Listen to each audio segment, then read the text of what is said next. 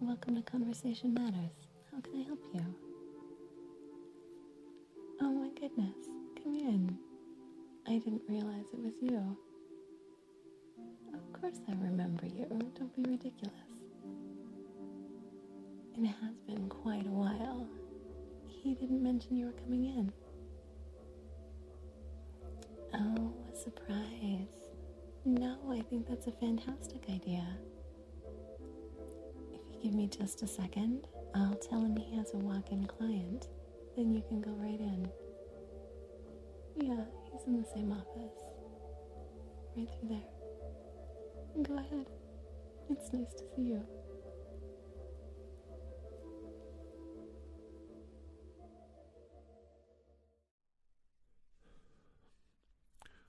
Come in. What? What are you doing here?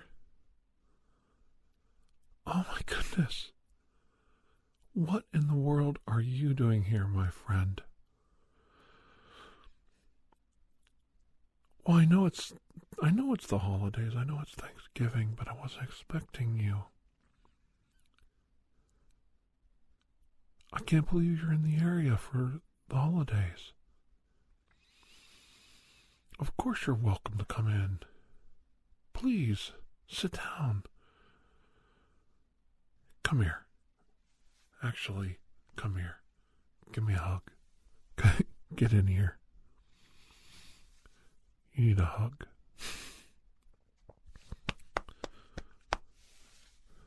What in the world are you doing here?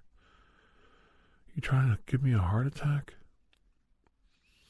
Of course I'm working around the holidays. That's what I always do. Somebody has to keep the lights on, right? Well, here at Conversation Matters, we try to, be there for everyone. So, well, it's cool.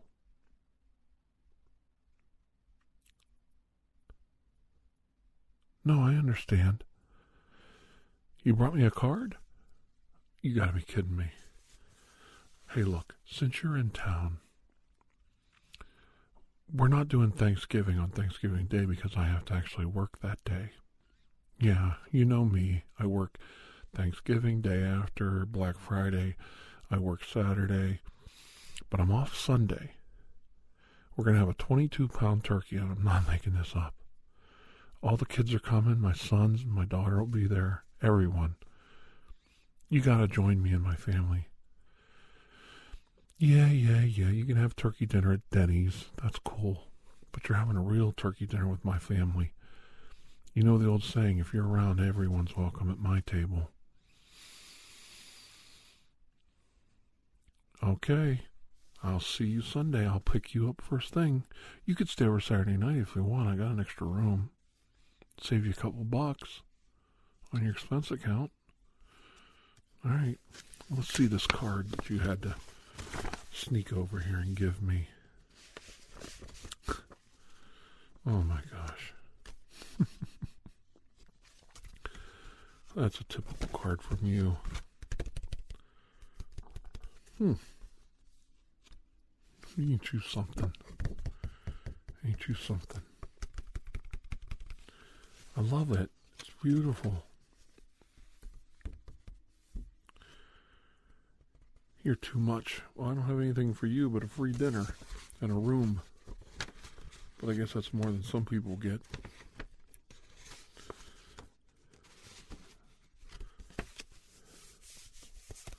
No, I'm just teasing. I gotta tease you a little bit. Well, let me ask you a couple questions then. You still get into the old classics? When's the last time you saw Big Trouble in Little China?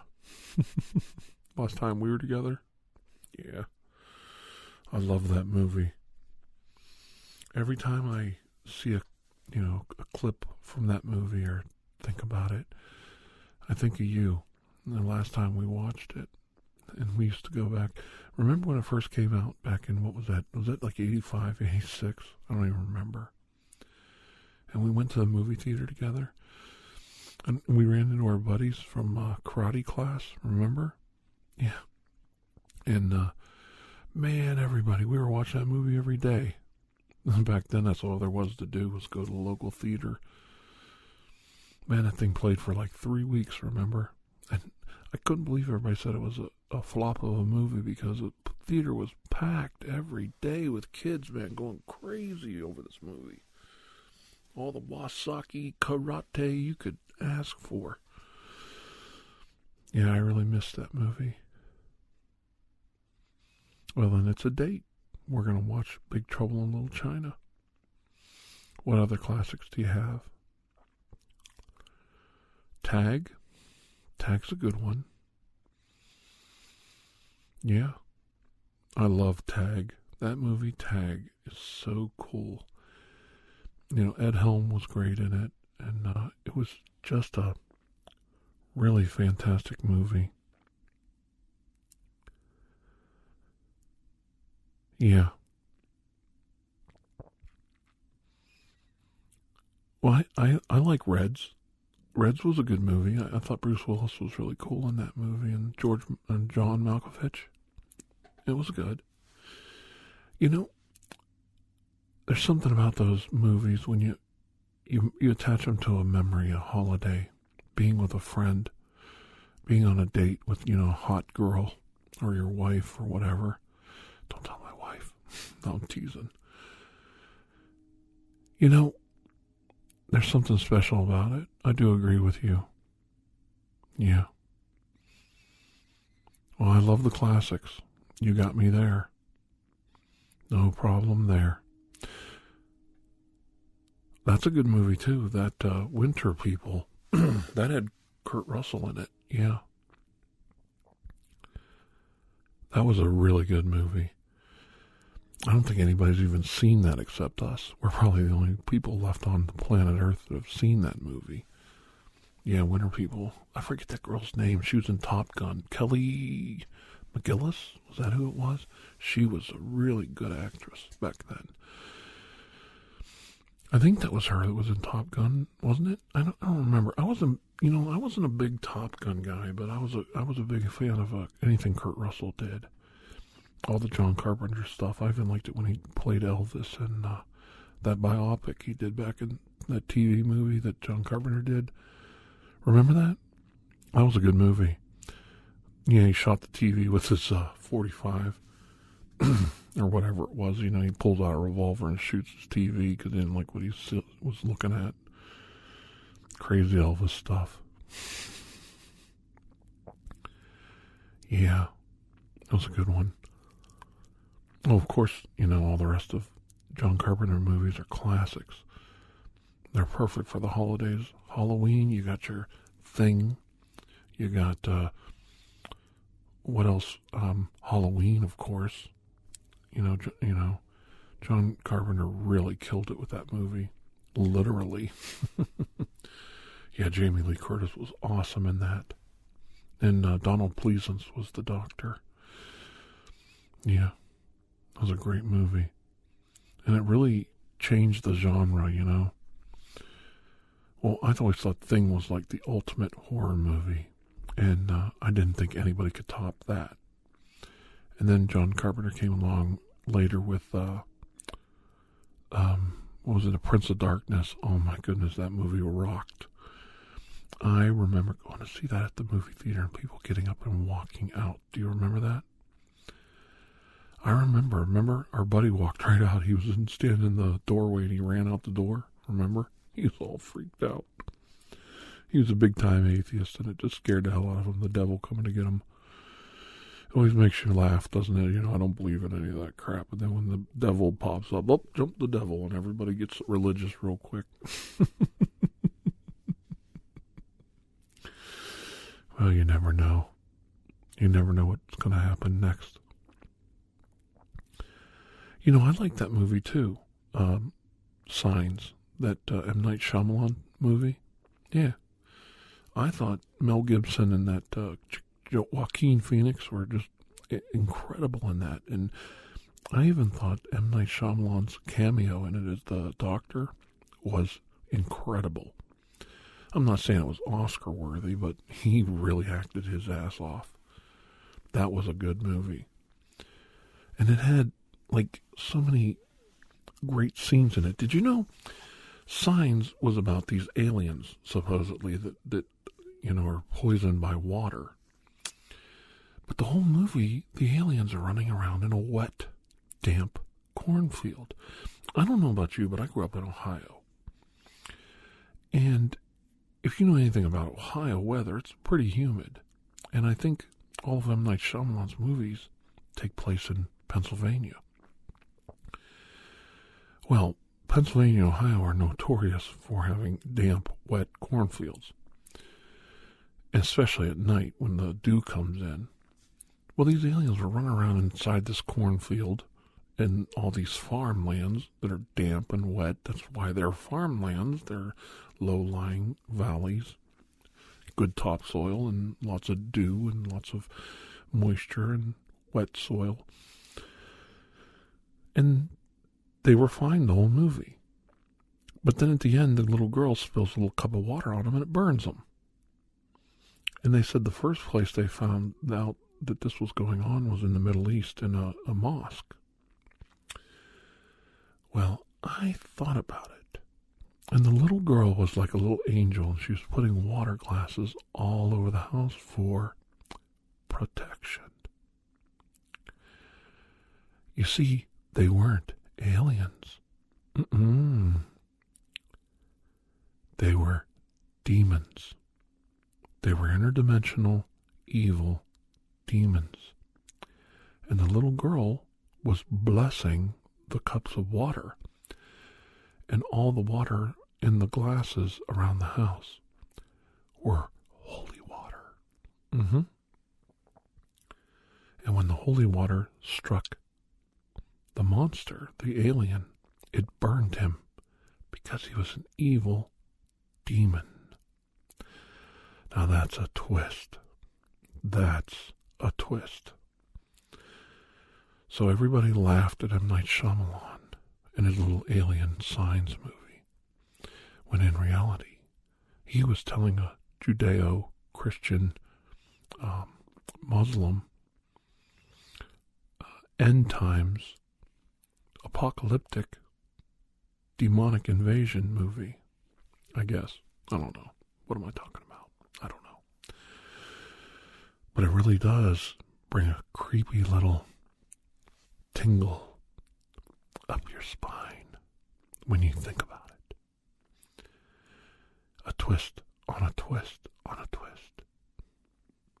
Maybe old M. Night is a little smarter than everybody thinks he is. Well, he's a Hindu director, or not, I don't want to say Hindi. He's an Indian director, and he's, I don't want to say it the wrong way. What I mean is, he's, if I don't know what his religion affiliation is, but he's not a Christian. I think he's Hindi, or I always say it wrong, Hindi. But he is from India. His family's from India, and I think they followed that religion or some form of it. He definitely wasn't raised Christian. And it's funny that he's touched on Christianity in several films. I remember The Devil, which I don't think he directed it. I think he produced it. And he had something to do with the screenplay, I think, or the concept or whatever. But The Devil was a strictly Christian, morality play. Straight out of the Bible. So he's definitely well read, and I hate to say it, but this is normally what I've always understood about the world. Those who practice a religion hardly ever read the holy books. It's the atheists and the agnostics and the other religions. Read your holy book to figure out what the hell's wrong with you. And I can tell you for a fact, M. Night Shyamalan did his homework. He knew what he was doing with that movie, The Devil. Basically, these people, you never saw it? I saw it at the movie theater with my wife, and I thought she was going to jump through the ceiling at that theater. And you know how high the ceiling is on the theater. Her ass come out of that seat so many times. I'll tell you what, I was laughing. Because horror movies to me are funny. they're not scary. It's very rare. Prince of Darkness scared me from John Carpenter, and the original Halloween scared me. Of course, I was a child when I saw it. And of course, I was very young. I was 4 or 5. Probably 4 years old, maybe 5 years old when The Exorcist came out. I think that was in 73. And like The Omen, those movies scared me because I was a little child. But when I got a little older, those movies didn't scare me anymore because they weren't realistic. I mean, you stab the guy, you shoot him, you throw him off a bridge, you run him over with a car, he gets right up and starts running. They're vampire movies, The only way you can kill him is with a holy cross and a stake or something. It's like, well, come on, this is unrealistic. This is, I dropped this guy, he ain't getting back up. Plus, I never understood it. They stab Michael Myers, he falls down and collapses. Cut his freaking head off, you know what I'm saying? He's Michael Myers. At least it would give you some more time to get away. No, they just run. It's like, he's laying there, take care of him, crush his head with a brick or something. I never understood that. You agree with me, don't you? It doesn't make any sense. Well, I don't want to get too morbid and dark, but, it surprises me. These movies are so unrealistic. That's why horror movies to me are comical. They're comedies. I sit there and laugh my ass off. Everybody else is freaking out. And I'm like, well, push a chair over on him, or throw him down in the well, so he can't climb back out. They just leave the guy laying there. I don't know. Maybe it's just me. And that grunge girl, oh, now that was weird. But I want to go back to this, though. I don't even know where I was at. All these movies scare people. They don't scare me. But some of them do. And it's very, very rare for me to get scared. I can count on my hand a horror movie maybe in the last 20 years that scared me. Now, well, when we went and saw Blair Witch, that rattled me because there was an unknown element to it. They really did a good viral marketing campaign there, an underground campaign, and it really, you didn't know what to expect. It was so new and different. People can say whatever they want, but that movie really did knock people down. It scared a lot of people. I didn't jump out of my seat, I can tell you that. Yeah, right. Yeah, that was a scary movie, too. That one, yeah. You know what really scares me is these true crime movies. I saw that movie, My Friend Dahmer, and I don't think he kills anybody in the movie. He just thinks about it. He starts getting progressively more manic. That movie freaked me out. Like, you're standing there talking to a future serial killer, and you're completely clueless, and you're just his friend in school. I didn't like that movie at all. But isn't that the fun part about the holidays? You tell the old ghost stories while you're having your chestnuts around the fire and making s'mores and eating Christmas cookies and drinking hot cocoa, and you got the fire going, and everybody's sitting around, and you'll pop in a scary movie. Like, I'll tell you a scary movie I just saw. And I watched it with my wife, my daughter, her boyfriend, and somebody else was there. I can't remember. Oh, no, my niece was there. I just love my nieces. And these girls grew up, and they're just the most beautiful little girls, and they love Uncle Mike. And whenever they come over, I try and spoil them rotten. I take them out to dinner or do something nice for them. Well, I said, hey, how about we rent a movie? I mean, if I took you all to the movies, it cost me $20. I can buy a movie online, a new release, and we can watch it. So I bought that Ma movie, M-A, Ma. And I got news for you. That movie rattled me. Some crazy woman driving down the street, you're jogging down the street, getting your exercise, walking the dog. She just goes right up over the curb, whoop, runs over the lady and keeps going. I'm like, oh my goodness. Let me out of Dodge. She just kept on driving. No big deal. And then the funny part was, I don't think the police ever found the body. I don't think they ever looked for her. I don't even remember if that was part of the story. It was just like a side thing. I liked it. Whatever. But that Ma movie was weird. She's like running around with hypodermic needles, shooting kids in the neck, knocking them out, tying them up with dog collars, and freaking out and trying to keep her daughter, like she had Munchausen by proxy syndrome going with her daughter. I mean, this was all over the place, this movie. Then she's trying to have, I don't know, she wanted to have sex with this guy she went to high school with 30 years ago. And then she rips his clothes off. She got him tied to a bed, and she's going to cut his thingamajig. I'm like, I don't even know why I'm telling you this. This is one of my weirder podcasts. I apologize, everyone. And she's going to, like, you know, cut the old thingamajigger off. And then I'm like, oh, I ain't going to make it. And I'm sitting there watching this, and I'm not making this up. And she, you know, like, bleeds him out or something. And then at the end of the movie, the house catches on fire like a Dracula or Frankenstein movie. You know, reimagined as this crazy woman. And her daughter, you know, actually stabs the mother to get away. And, or son, I don't know who stabbed who. It was just everybody was swinging at the end there. You know, they're just going for it. And, of course, the fire breaks out, you know, because the Frankenstein movie, you got to end it with the big fire, and the castle has to burn down. And then she goes up and climbs in bed with this guy, like Phantom of the Opera stuff. All the fire around her and everything, and, you know, curls up and just goes, lays down, go to bed. I'm like, oh, let me out of here. And you know, the movie made money. They're going to make another one. She didn't die in that fire. She fell out the window or something.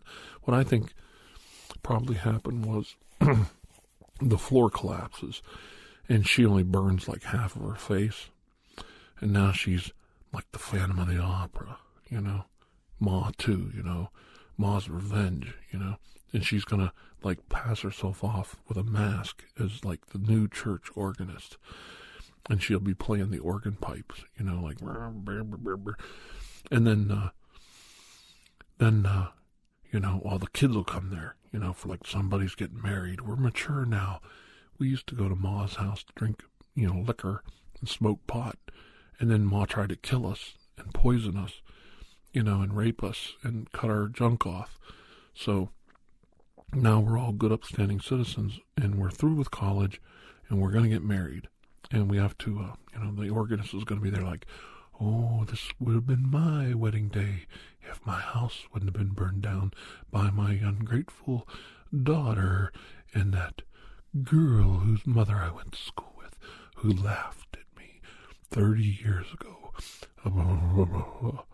And then she rips off the mask, right in church, right in the middle of the church, and like right in the middle of the wedding. She rips off the mask and pulls out like a big knife or like a machete or something, because, you know, she got to have some, you know, power there behind it.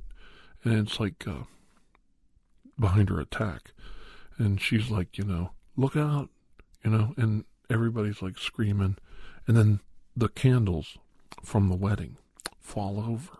See, and start a fire, and then she curls up on the altar, and then the whole church burns down, like in Frankenstein, all over again.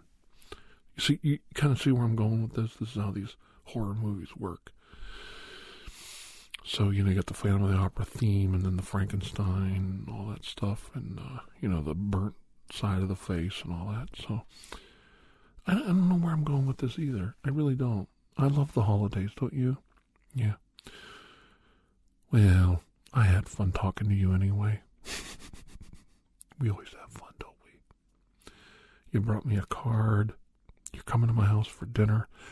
Yeah, she's going to make, what do you want? And you know me. I'm not making this up. My wife loves to bake pies for the holidays. And the last thing she wants is you not to have the kind of pie you want.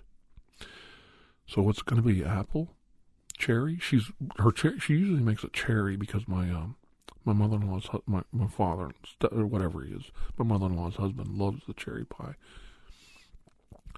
Her apple's really good, yeah. And she makes typical pumpkin, and I hate pumpkin pie. It's like, what the hell? Like, you only eat it at Thanksgiving, because that's the only time, they force it on you. I know, you gotta put whipped cream. If you gotta pour a half a can of whipped cream on a piece of pie to eat it, hello? Does anybody think about that? You know? And it doesn't go good with ice cream either, like pie a la mode. I'm with you on that. Screw the pumpkin pie. I mean, I'll eat it. Okay, I'll admit, I'll eat pumpkin cookies. I love the smell of pumpkin. I'll eat the stupid pumpkin pie, but it's just not my favorite. Not when you can have blueberry. I went out there and picked those blueberries. What I actually do is I tell my wife I went out and picked the blueberries at the blueberry farm, but they have a cooler full of blueberries already in the bag. So I go out there and I pick, for a little bit. Then I run inside and I buy like a big bag of blueberries and say, look what I got. As long as I stink a little bit from being out in the sun, costs a little extra, but she doesn't check the checkbook. So, what are you going to do? And she's like, oh my God, look at all those blueberries you picked. My hero. That's enough for us for pies and desserts and cobblers and our antioxidants for the entire winter. You are my hero. And I'm like, yep. I sweat off 10 pounds getting those blueberries. I probably ate 10 pounds of them too on the way home when nobody was looking. But yeah, we can have some blueberry. So what's it going to be? Blueberry, apple, and pumpkin. Got to keep coming back to that pumpkin. Pumpkin. Yeah. And just in case anybody hasn't noticed, I'm just trying to have a little fun for the holidays. That's all. And if I made you laugh tonight, I'm glad. Well, that's cool. No, I'll tell you what. Let's just, you know what? Why don't you just come over tonight? Well, if we don't have anything, I'll just order out. You don't mind? Sure. Well, I'll tell you what. Jump in the rental, and I'll turn the lights off here. And you can follow me home. Sound good? All right. Well, I hope you have a happy holiday too. I really do. All right. Well, take care. Bye-bye.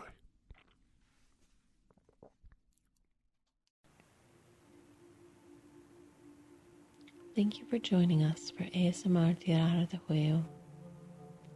Remember to stay tuned for the next episode, coming soon. When you have a moment, please take the time to rate and review this podcast. If you are interested in additional ASMR content, you may view our library of videos at youtube.com/TirarADeguello. The theme song, Atlantis, is by Jason Shaw of Audionautics.com and is used by permission. Correspondence, including questions or requests, may be sent to TirarADeguello@gmail.com. On behalf of Dr. Andrew Michaels, thank you.